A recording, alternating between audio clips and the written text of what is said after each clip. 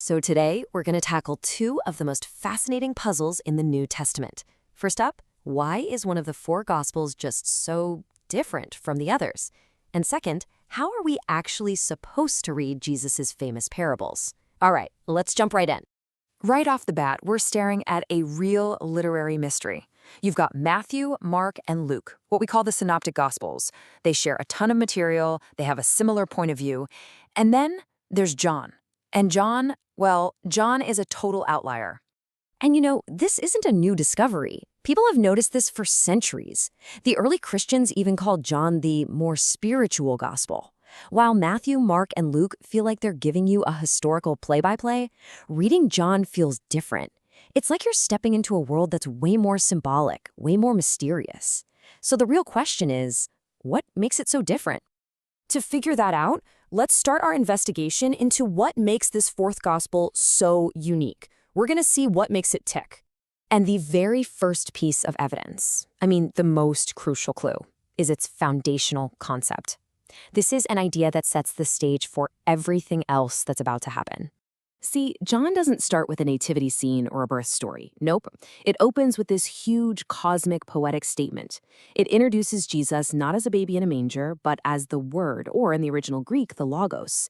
And this right here is the key to unlocking the entire book.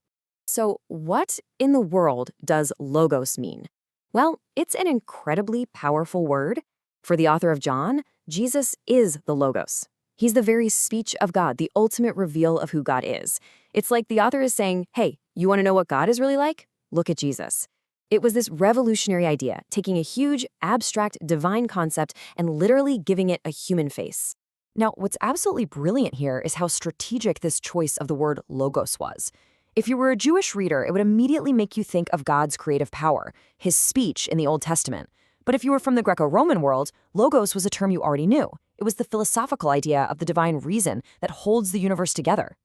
The author picked one perfect word that would hit home with two completely different audiences. And it's not just the logos thing. John has all these other unique theological fingerprints all over it. There's a much more direct, overt emphasis on Jesus being divine than you find in the other Gospels. The author almost always uses the term eternal life instead of the kingdom of God. And he loves using these stark black and white contrasts, light versus darkness, light versus death, what's from above versus what's from below. And here's another thing that really sets John apart. Unlike the other Gospels, the author flat out tells us why he wrote the book. He's not just trying to record history. He's intentionally picking and choosing his stories to build a case, to convince the reader that Jesus is the Messiah, and to strengthen their faith. Okay, now let's get to one of John's most famous literary moves. Seriously, if you were looking for the smoking gun that proves how unique John's portrait of Jesus is, this is it. There are 7 of them. 7 huge, iconic I am statements. And what Jesus does here is he takes these powerful descriptions that were used for God in the Old Testament and applies them directly to himself.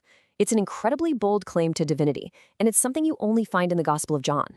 He kicks it off with this claim to be our ultimate spiritual nourishment. I am the bread of life. Then, the claim to be the source of all truth. I am the light of the world. He claims to be the one and only point of access. I am the door. A claim to be the ultimate protector and guide. I am the good shepherd. The incredible claim to have power over life and death itself. I am the resurrection and the life. A claim to be the very embodiment of reality and purpose. I am the way, the truth, and the life. And finally, the claim to be the source of all spiritual life. I am the true vine. These 7 declarations are the absolute core of John's message. It's a picture of Jesus that you just won't find anywhere else. All right, so we've seen how John's totally unique literary style reveals this profound theological vision. And that same principle, that how something is written really shapes its meaning, brings us to our second mystery, cracking the code of Jesus' parables. People have been debating this for 2,000 years. Are they just simple little moral stories? Or are they these complex allegories where every single detail, down to the last word, has some hidden spiritual meaning? How are you supposed to read these things? Well, the way people have approached this has changed a lot. For centuries, you had interpreters like St. Augustine who treated them like incredibly detailed allegories. Then a scholar in the 19th century named Adolf Eulachar came along and said, "Whoa, no, you've got it all wrong. Each parable has just one main point." But today, the pendulum has kind of swung back to a more balanced middle ground view. And the modern view is perfectly illustrated here.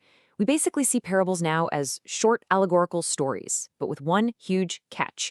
Not every single detail is symbolic. Take the parable of the prodigal son. The main characters, the father, the older son, the younger son, they absolutely carry allegorical meaning. But the smaller details, the fatted calf, the robe, the ring, they're just parts of the story, setting the scene. And this insight is key, because it frees us up to hear the story's main, often shocking message without getting lost on a wild goose chase for hidden meanings in every single word. So when you put it all together, from the unique theology of John's gospel to the narrative artistry of the parables, you see that how something is written is just as important as what is written. And it really makes you wonder, doesn't it? If understanding the literary form can unlock so much meaning here, what other ancient texts out there might we be reading with the completely wrong lens?